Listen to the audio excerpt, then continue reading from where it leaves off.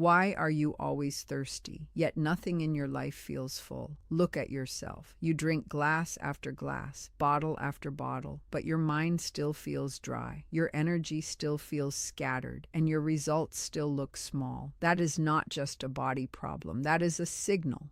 Most people drink water like it is only there to keep them alive. They rush it. They swallow it without thought. They treat one of the most sensitive elements on earth like it is nothing. And then they wonder why their days feel random, why money slips through their hands, why good ideas come and go like smoke. Listen carefully, because what I am about to give you is not a health tip, and it is not empty motivation. It is a ritual of order, a ritual of focus, a ritual of inner alignment. When water is taken with intention, and when a small pinch of salt is added at the right moment, it stops being just water. It becomes a message. It becomes structure inside flow. It becomes a daily signal that says, I am no longer living by accident. Stay with me, because the next few minutes matter. I am going to show you how to turn a simple morning glass into a sharp act of direction, how to stop drinking like a tired person trying to survive, and how to start drinking like someone who is ready to receive, hold, and grow what life is trying to send. Most people think more flow is always better, more money, more chances, more attention, more movement. But more without structure becomes chaos. Water by itself is expansion. It moves, it spreads, it fills whatever space you give it. That can be beautiful, but it can also become waste. When your life has expansion without discipline, you do not get blessing, you get leakage. You get money coming in and vanishing. You get motivation in the morning and confusion by night. You get big ideas with no container strong enough to hold them. This is why the pinch of salt matters. Salt is the reminder of boundaries. Salt is what brings edge, clarity, and shape. When a little salt enters the water, the message changes. The feeling changes. Symbolically, you are joining movement with control, softness with strength, receiving with guarding. That is the real point. Not superstition, not fantasy. Alignment. If you start the day with plain, rushed, distracted consumption, your mind often stays rushed and distracted. But if you begin with a moment of intention, balance, and command, your whole system starts to behave differently. That is why this matters more than it seems. And before you say this is too simple, remember something. The biggest changes in life are often carried by the smallest repeated actions. Tiny rituals done with proper and focus build a very different future. Do not click away here, because the part most people miss is exactly the part that changes everything. Tomorrow morning, do not begin the day in noise. Do not reach for your phone first. Do not scroll through fear, gossip, panic, and other people's confusion before your own spirit even wakes up. Wake up and make this moment clean. Use a clear glass if you can. Glass feels alive. It feels intentional. Fill it with spring water or filtered water if that is available to you. Then add a small pinch of sea salt, not a handful, not enough to ruin the taste, just a little, enough to mark the water. Enough to tell your mind that this is different from every careless drink you've taken before. If you can, do this near sunrise or as close to the early quiet of the morning as possible. There is something powerful about beginning before the world gets loud. The early hour feels like an unopened page. It feels like the door of the day is not fully swung open yet. That is when intention sinks deeper. That is when the mind is softer, the heart is quieter, and the body is more willing to listen. Sit or stand in silence for a few moments. Breathe, slow down. Let the room settle. Let your thoughts stop jumping. This matters. The ritual does not begin with the first sip. It begins with the decision to become still. If you miss that part, you miss the pulse of the whole thing. And if this is already hitting you, stay locked in, because the next step is where the water stops being ordinary and starts becoming a chosen signal. Now look at the glass like it means something, because it does. Do not just drop the salt and walk away. Activate it. Stir it clockwise 7 times. Slowly, deliberately. If you have a spoon, use it. If not, use a clean finger and move with care. The direction matters because the mind loves symbols, and symbols direct emotion. Clockwise feels like drawing in. It feels like gathering, building, inviting. As you stir, do not think about what is wrong with your life. Do not replay debt, failure, regret, or the message that upset you last night. That is exactly what most people do, and then they wonder why their day carries the taste of pressure. Instead, as the water turns, imagine order entering your life. Imagine opportunities seeing you clearly. Imagine your mind getting sharper, your decisions getting cleaner, your energy getting less scattered. 7 turns, no more, no less. Let each turn feel like a quiet command. 1 for clarity, 1 for courage, 1 for self-control, 1 for wise timing, 1 for clean speech, 1 for strong action, 1 for stable increase. Keep it simple. Keep it direct. This is not about pretending to be magical.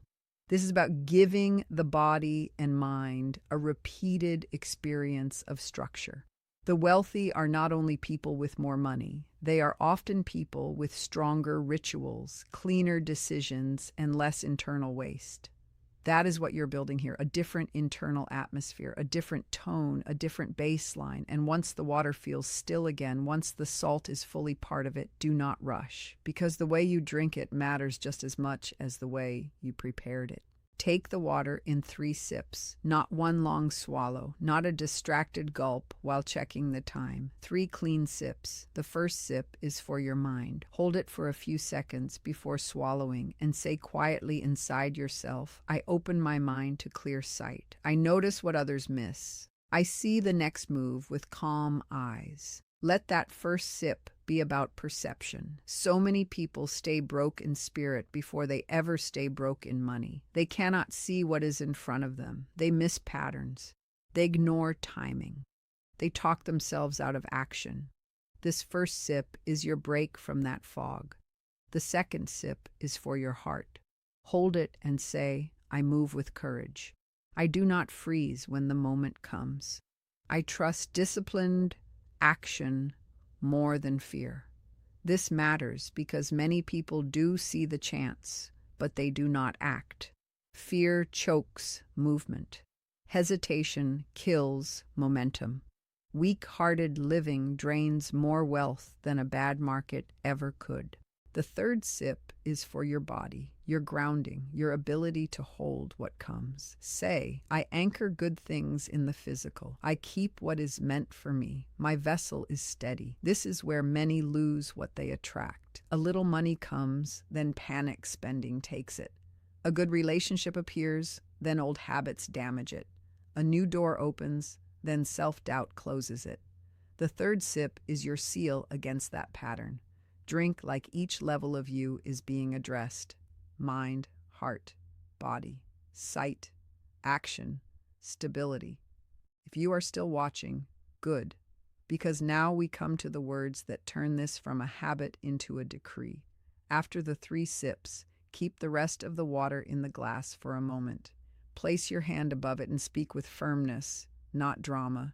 Simple words, real words, words you can feel. Say something like this: Source of life, guide my steps today. Let what is good find me. Let what is mine stay with me. Let my mind be clear, my heart be brave, and my actions be clean. Teach me to recognize the right door, speak the right words, and move at the right time. Let my effort connect with favor. Let my discipline protect what I receive. That is enough. You do not need complicated language. You need conviction. The power is not in sounding grand. The power is in meaning what you say. Then drink the rest immediately. Finish it. Do not leave it sitting there like an unfinished decision. When the glass is empty, turn it upside down for 1 minute. That small act tells your mind the exchange is complete. The signal has been sent. The day has been claimed. And here is something important. Once you finish, protect the mood. Do not go straight into noise. Do not argue with someone. Do not flood your brain with stress. Give the ritual a few minutes to breathe inside you. Walk slowly. Open a window. Stand in the light. Let the body register that something different has happened. This is where many people ruin their own momentum. They make one intentional move, then instantly return to chaos. Do not do that. Let the ritual land. Let it settle. Let it become the first clean note of the day's music. Now hear me closely. If you do this and expect money to fall from the ceiling by lunch, you have already missed the deeper point. The first result is not always cash. The first result is often signal, a nudge, a better thought, a cleaner instinct, a sudden desire to call someone, reply to a message, fix a problem, cancel a bad plan, or finally act on an idea you kept delaying. Do not ignore those nudges. Most people pray for change and then miss it because it does not arrive in fireworks. It arrives as a quiet instruction. It arrives as a strange moment of clarity. It arrives as a sentence in your head that says, "Do this now." The ritual is meant to sharpen your receiver. It is meant to bring your inner world into a state where you stop walking past openings that were always there. And yes, sometimes that shift does touch money directly. You notice an opportunity. You handle a conversation better. You stop a bad expense. You make a faster decision. You show up differently, and the day responds. That is how change often starts. Small on the outside, huge on the inside. So after the ritual, stay alert for 24 hours. Watch your thoughts, watch your timing, watch what keeps repeating. Write down any strong impulse that feels clean and direct. This is a powerful addition, and do not skip it. Keep a small notebook or a note on your phone titled Morning Signals. Every day after the ritual, write one idea, one warning, and one next action. Over time, you will start seeing patterns. And patterns, when respected, become strategy. But let us be honest. A morning ritual cannot carry a whole life if the rest of your environment is leaking strength. You can charge yourself for 10 minutes and then spend the next 12 hours draining it away. That is why you must close the household leaks. The first leak is waste. Look at your sink. Look at your shower. Listen to the drip you stopped hearing because you got used to it. A small leak seems harmless until you understand what it trains into your nervous system. It teaches you to live with loss. It teaches you to ignore tiny forms of waste until they become normal. And whatever becomes normal in the house often becomes normal in the bank account, in the schedule, in the relationships, in the mind. Fix the leak, not someday, not when it gets worse. Fix it. If something is broken, repair it. If something is cluttered, clear it. If something is dirty, clean it. Physical order is not everything, but it supports inner order in a big way. The second leak is careless speech. This is an addition you need to hear. Many people do the ritual in the morning and then spend the rest of the day saying, "I'm broke, I'm unlucky, nothing works for me, life is always hard, I never catch a break." Listen to those words. That is not harmless talking. That is daily programming. Stop blessing your own lack with your tongue. If you need to speak honestly, but do not make defeat your identity. Say, "I am rebuilding. I am getting clearer. I am learning how to hold more." That shift matters more than most people understand. Do not skip this part. The third leak is disrespect for the materials you use. Keep your salt clean. Keep it dry. Keep it in a proper container if you can. Treat it with care. This may sound small, but the way you handle little things reveals the state of your inner world. If everything around you is sticky, broken, clumped, dirty, thrown around, and neglected, then your actions are constantly teaching your mind that disorder is acceptable. Create a vessel of respect, a small glass jar, a ceramic bowl, something simple but intentional. Let your tools reflect your values. And there is another thing. Do not leave drinking water uncovered overnight if you can help it. Cover it, seal it, protect it. Night collects residue, not just physical dust, but mental residue too. You wake up with the remains of yesterday still hanging in the room if you're not careful. Let the morning start fresh. Use fresh water, fresh attention, fresh language. That is how you stop carrying old heaviness into a new day. Add one more layer here, and your ritual becomes even stronger. Before sleep, clear your space for 2 minutes. Wipe the counter. Rinse the glass. Set the salt in place. Prepare the morning before the morning comes. Why? Because discipline grows faster when the path is already ready. People fail at rituals not only because they are weak, but because they keep making good action harder than it needs to be. Make it easy to succeed. Make the right move the simple move. The easier you make discipline, the more often discipline will visit you. And when the day begins to fade, do not assume the work is over. What enters in the morning should be protected in the evening. At sunset, or whenever the day is clearly closing, pause for 1 minute. Hold the same empty glass if you want, or simply stand still near a window. Look toward the dimming light and say, "The day closes, but what was meant for me remains. What I built today stays with me. What I learned today deepens in me. What I received today is not stolen by fear, noise, or doubt." These words matter because many people lose their center in the evening. They wake with energy, then spend it all, and by night they are open to anxiety again. This short evening moment locks the day. It tells your nervous system, we are not starting from zero tomorrow. We are building on what has already been done. This is how momentum becomes compound momentum. One day supports the next. One ritual supports the next. One disciplined act becomes a staircase. And let me add something else right here because it belongs here. Before sleep, name 3 things that worked today, even if they were small. A good call, a clear decision, an expense avoided, a moment of restraint, a useful idea. Gratitude is not fluff when it is specific. It trains the eye to recognize evidence of movement, and the person who sees movement clearly is far less likely to quit too early. Stay with this. The people who change are rarely the people who know the most. They are usually the people who repeat the right things long enough for the repetition to become identity. Do not mistake the ritual for the whole blueprint. It is a trigger, a doorway, a daily ignition point. But a real shift in life also asks for stronger money habits, cleaner emotional habits, and better decisions with your time. If you want the full effect, combine the ritual with practical action. Set aside part of what you earn instead of spending everything that comes in. Track your leaks. Track your impulse buys. Track the subscriptions, the habits, the lazy comforts that quietly eat your future. If generosity matters to you, practice it with thought and discipline, not guilt and chaos. If family patterns have taught you fear, delay, or scarcity, begin naming those patterns instead of letting them rule you in secret.